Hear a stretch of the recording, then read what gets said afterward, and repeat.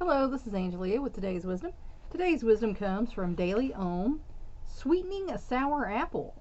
When a bad apple spoils the bunch. We've all kind of had that feeling sometimes about different places or things we're involved in. There's a bad apple that kind of messes it up for all of us. Because life requires that we interact with different personalities, it is not uncommon for us to encounter a situation where there is one person whose behavior may negatively impact the experiences of others. Like I said, I'm sure all of us have come across someone who kind of ruins the vibe for everybody else. And, we're having fun, we're doing stuff, and then there's this one person that's just being a jerk, and we're all just like, why? You know.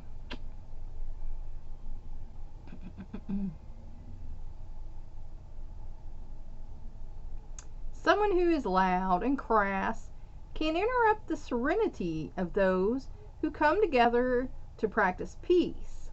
And there are people who, even in, you come into a spiritual place, that feel the need to be loud and rude and tell, jokes that are not really appropriate for the setting. And yeah, unfortunately, there are people in the world that, you know, take a piece away. A disruptive worker can cause rules to be imposed that affect their colleagues' professional lives. And I've had that happen in a workplace. One of the places I worked at as a telemarketer, they started hiring teenagers. Now these teenagers behaved like teenagers. They broke the rules. They wanted to do things their way. They wanted to do, and so yeah, it got to the point where those of us who were kind of behaving ourselves, and we had our, stuff with us, our purse or whatever. We had our drinks with us in a, cup.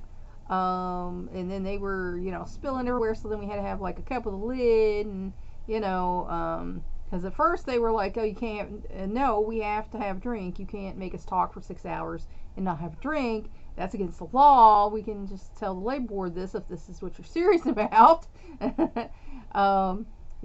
So there's always people who cause trouble by not doing the right thing. A team member who is pessimistic or highly critical may destroy the morale of their fellow members. And that's certainly true too. I've worked with people who are very, critical and suspicious of everything, and you're just like, what is wrong with you? You don't want to say that to them, but that's what you feel like saying. What is wrong with you?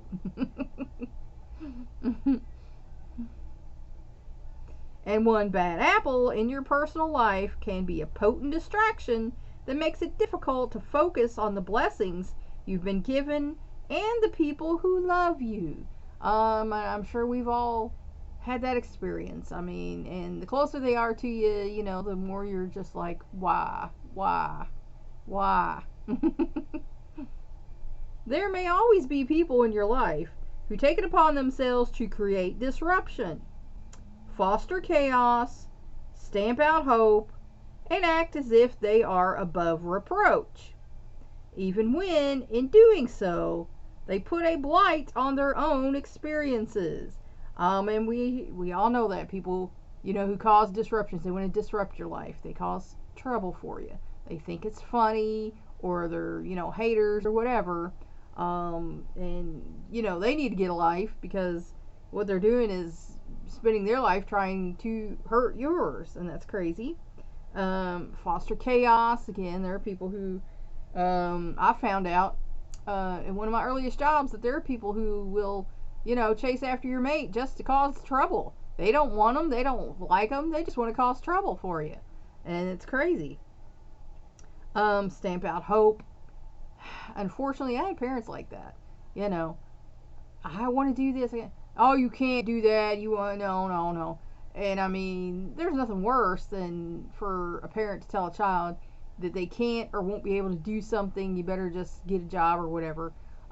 Because children have these dreams of what they're going to be when they grow up, and have this life that they dream about. And if you take that from them, you've given them no hope, no motivation, and so they're going to wander around for a while trying to figure out what can I do, what's going to be possible for me. When really, if they'd have thought from the beginning that it was going to be possible, they could have gone and done other things and made their dreams come to reality. So watch what you say to your kids, parents, because you might be trying to be realistic, but what you're doing is telling them they can't have what they want in life. They might as well just settle. And that's a shame, because no one should have to settle.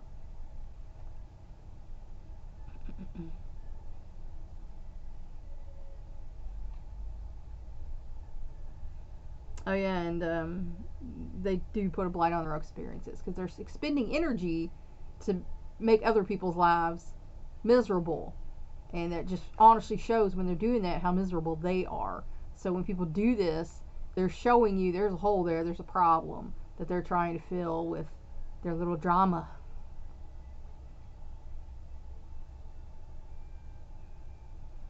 But you don't need to allow their negativity and callousness to sour your good mood. And you don't have to. Sometimes it's like my dad used to say, if you don't like what I got to say, let it go in one ear and out the other.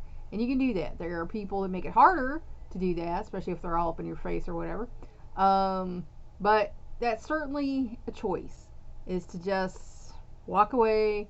And there are people I've walked away from, or people, if I have to deal with them, I've given them like a timeout, a day or two, where I'm just like, nope. All you're trying to do is be mean. I'm done with you for a while. Often, our first impulse upon coming head to head with a bad apple is to express our anger and frustration in no uncertain terms. And sometimes you feel the need to do that, especially if they're attacking you personally. But if you start seeing a pattern and you start realizing what they're doing, it makes it easier just to stop, walk away, let them do their thing, because clearly that's their thing. However, bad apples only have the power to turn our lives sour if we let them. So again, it takes two to tango, as they say. If you decide not to participate in the drama and walk away, chances are they're going to decrease the drama. If you can exercise patience and choose not to respond to their words or actions, you will significantly limit the effect they are able to have on you and your environment. And that is true. If you don't allow their drama, then, excuse me, I'm going to sneeze. Bless me, Lord. Then you keep your own cool. And like I said, you don't have to, and I used to tell my coaching clients this, you don't have to let other people get your goat, is how I used to put it. They can say anything in the world to you, but that actually doesn't hurt you. It might hurt your feelings, but it actually doesn't hurt you. So, if someone is saying stuff, and there's so many people now that are just, impulsive and volatile, just because so-and-so said this about you, don't mean you got to go fight them. You don't have to say stuff back to them, Now, like I said, the first time or so somebody's coming at you, you might feel the need to defend yourself and be like, no, why are you doing this? This ain't right. But then, like I said, if you see a pattern, you're like, there's a pattern here. This ain't about me. This is about them. So then you are more able to see it for what it is, and you can walk away. You can also attempt to encourage a bad apple to change their behavior by letting your good behavior stand as an example. And you can certainly do that. I've had negative people saying crap. I'll be like, well, I guess I feel like, maybe this could be a thing. Maybe this could be a good thing. Maybe, it's better to look on the more positive side, look at the glass as half full. And of course, at first, they're not going to be down with this because they're used to having their little drama and their little negativity. And you're going to irritate them, honestly. I've had people where I'm putting a different spin on something they said, and they just go, "Ah!" like that. And I'm like, "Whoa, wow, okay." That tells me what I really need to know about you. We're not going to be buddies. And, you just have to do you. If your bad apple is simply hoping to attract notice, they may come to realize that receiving positive attention is much more satisfying than making a negative impression. And that's what I've tried to, do in some coaching and tell people is like, wouldn't you rather be known for being, a good person, being smart, being loving, being a decent person? Wouldn't you rather be known for that than what you're doing now? And I had one woman, and I tried to show her behavior had something to do with how people were reacting to her. And she was just in such denial that, she was like, "Oh God, I'm so, you've upset me so much, I'm going to have to go see my therapist." And I'm like, "Okay, have fun with your drama."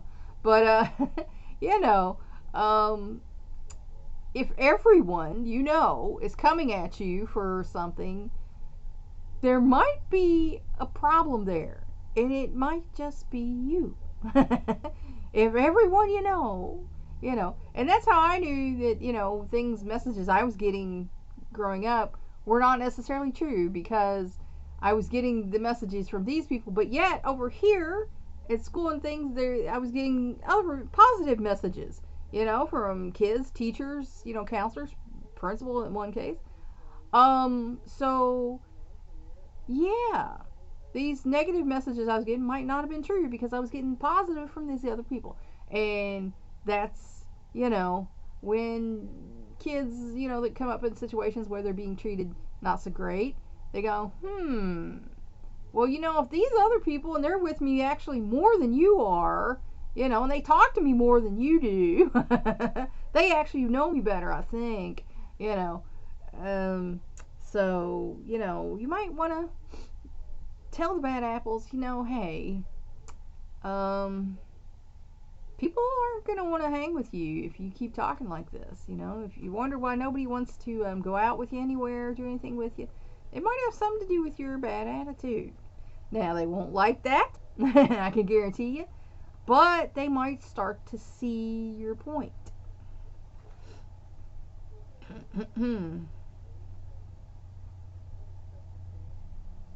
While you may be tempted to simply disassociate yourself entirely from a bad apple, consider why they might be inclined to cause disturbances.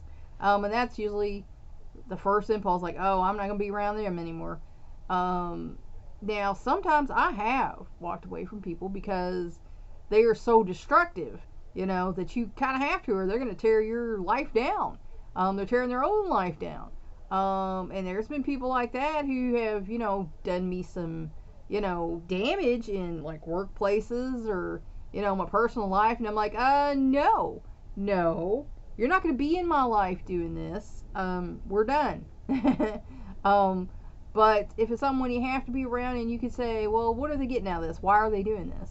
Because there's usually a goal in mind when someone is doing this kind of thing. And it's usually attention, or to get the love they never got, growing up. Understanding their motivation can help you see that bad apples are not necessarily bad people. And that is sometimes true. Now, it's not always true, having said that, because there are narcissistic, sociopathic people out there who, you're just a tool to get whatever it is they want out of you. So, kind of have to keep your eyes open and see where that difference is, because sometimes there's a line there, and, if they're crossing lines, you're well within your right to walk away. Keep yourself safe. Though bad apples are a fact of life, minimizing the impact you allow them to have upon you is empowering, because you are not letting anyone else affect the quality of your experiences. And this is when I hear people, say about, well, so-and-so did. Okay, so-and-so did that. What did you do about that? because that's what matters. You can let so-and-so's words go. If so-and-so did this to you, you can, try and go and defend yourself. Say, hey, what, I heard that you were told this. That is not true. This is what actually happened. And I've had people at workplaces to sabotage me. And it was a shock because I didn't know this was going on. And then one of the other people I worked with said, hey, you know what? Go look here. She's trying to sabotage you. And I did, and I saw it, and I was like, oh my gosh. Because I'd never had anyone treat me like that at work before. I've had people be mean and say snippy little things. But it was a big eye-opener to me that there are people who are that bad out there in the world that, they're miserable little people, and they're going to make you miserable too. And that's a shame, but there are people like that. But now everyone who acts out is not necessarily a bad person. They're just trying to get attention. They might not have had a proper upbringing to the point where they don't know how to do around other people. They don't know how to behave. And this is their way of, getting the attention that they need. Though bad apples are a fact of life, again, we went there and did that. Okay. You should not let anyone else affect the quality of your experiences.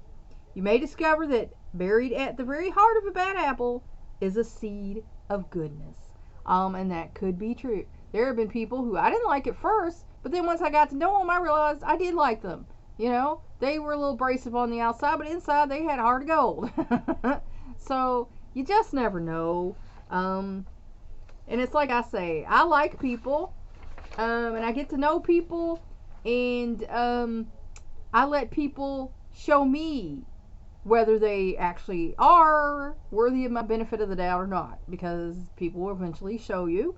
So, excuse me, whenever a bad apple, comes into your life, you might try to sweeten them a little bit, and see if, they are just a person who doesn't know how to relate to others without putting out that negative, critical vibe that has gotten them, something in the past, so they think that works, in their life. Think about it. Please like and share to spread this wisdom throughout the world. And if you want to help me out, subscribe to my YouTube channel. If you want to help me out even more, go onto my Patreon page and become a patron. That's all. Until next time.